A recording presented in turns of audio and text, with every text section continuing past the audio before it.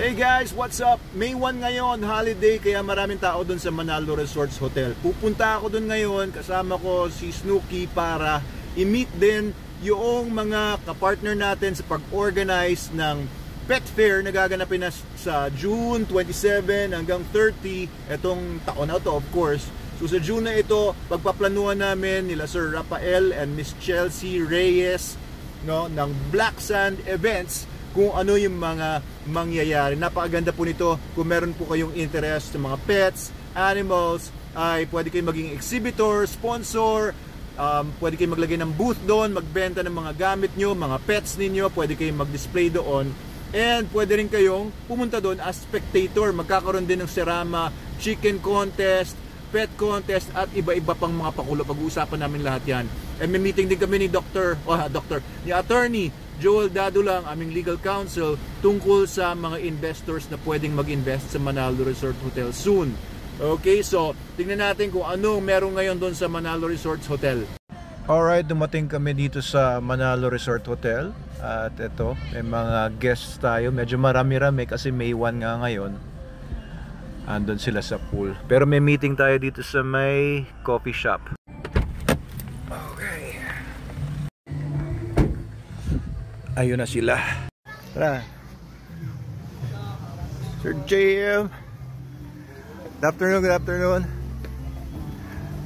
Ito yung mga ka-meeting natin. Sir Rap, Chelsea. Thank you po sa paghihintay ha. Salamat po sa paghihintay. At saka Sir Angel. Ayan, hindi ko na binideo yung meeting namin of course.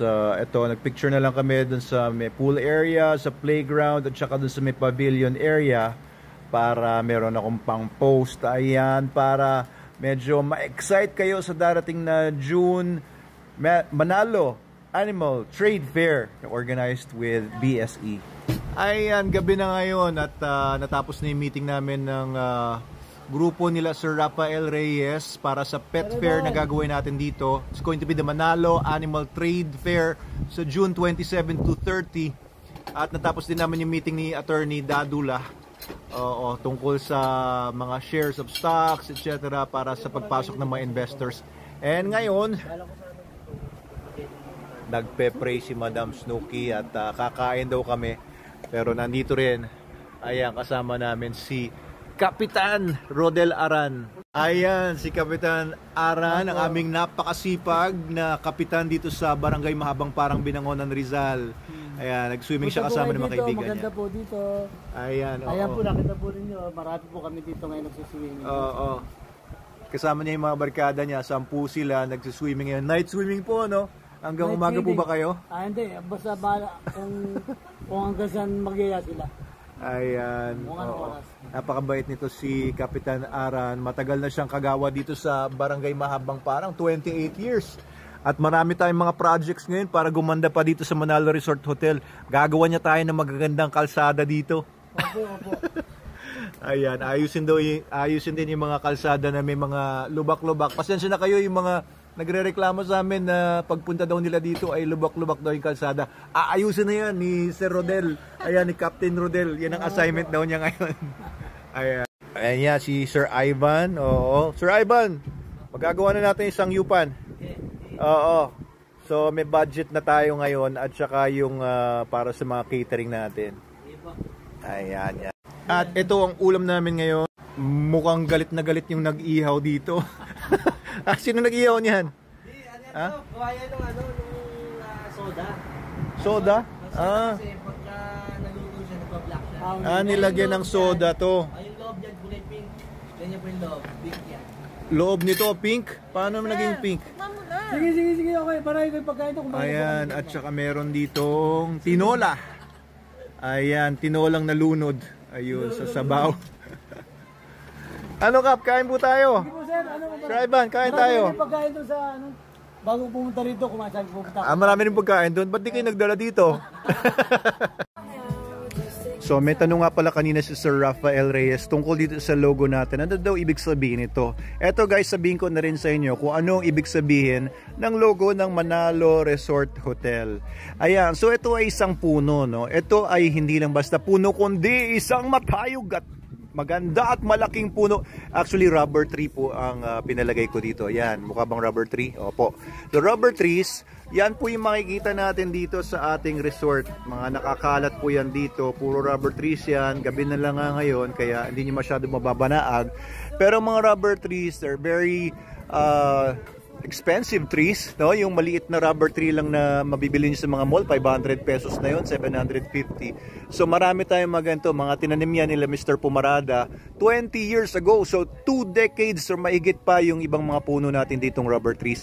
Ang maganda sa rubber trees, yung mga ugat nila galing sa mga branches, pag dumungtong sa lupa, nagiging branches din, kaya ang tibay nila kahit humagpas ang malalakas na hangin ng mga bagyo, itong mga puno na to ay hindi basta-bastang natutumba. Hindi kagaya ng mga ibang mga puno. Tumba dito ang mga mangga, mga sampalok, mga kung ano-ano mga puno. Pero yung mga balite trees at saka itong mga rubber trees natin, nakamag-anak din ng balite tree, hindi po basta-basta yan natutumba. It's a symbol of strength, a symbol of resiliency, matibay po, di ba? So gusto natin dito sa Manalo Resort Hotel, matibay talaga tayo. And of course, ang mga puno po ay shelter. It is a respite from harsh sun. No? It is also a source of food for animals and humans alike. And it's also maganda tignan, no? It's refreshing dahil nga nagpo-provide siya ng oxygen. Ayan. So, gusto natin dito sa Manalo Resort Hotel, dito sa ating resort, kapag pupunta po kayo dito, ay marerefreskuhan kayo. Mag-i-enjoy kayo, hindi lang sa pools natin. Ayan. Pati dito, di ba? It's going to be a sort of food kasi meron tayong cafe dito, yung Manalo Cafe. And also, magkakaroon na tayo dito ng mga sangyupan. May ihaw-ihaw tayo dito pagka Friday, Saturday, Sundays na. And of course, you can come together with your friends. Ayan, kagaya ng mga nandun sa mga cottages.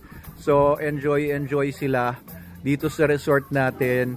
Nagkakaroon sila ng venue for outings, family gatherings, reunions. Kaya yun ang symbolism ng puno dito sa Manalo Resort Hotel natin.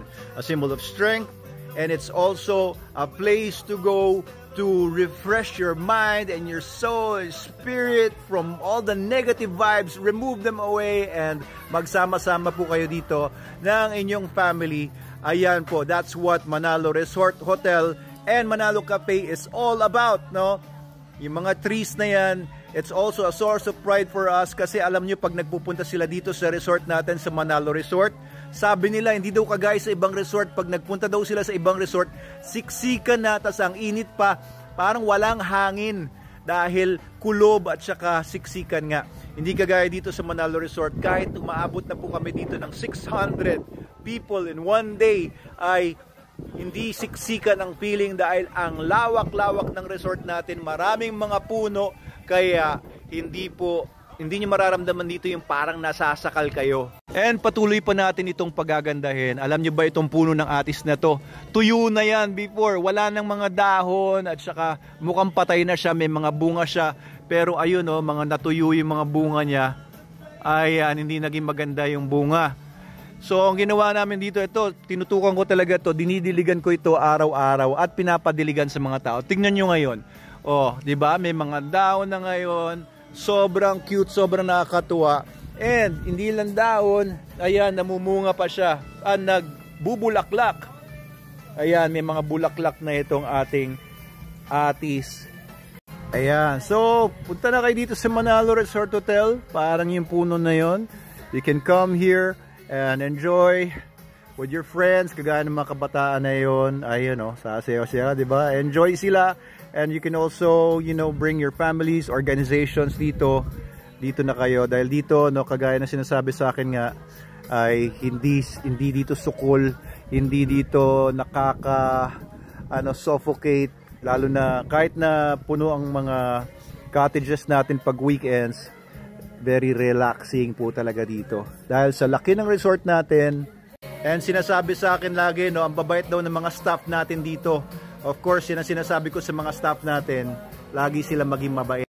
Kasi sabi ko, gusto ko kahit hindi tayo 5-star hotel dito, 5-star dapat ang service natin at pag-aalaga natin sa mga customers. So, may mga grade 12 students nga pala, nagpunta dito kanina, sila Miss Nicole, dalawang Nicole, at sila ay grade 12 students na mag-graduate na.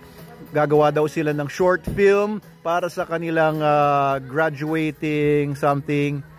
At welcome naman dito yung mga gustong kumuha ng mga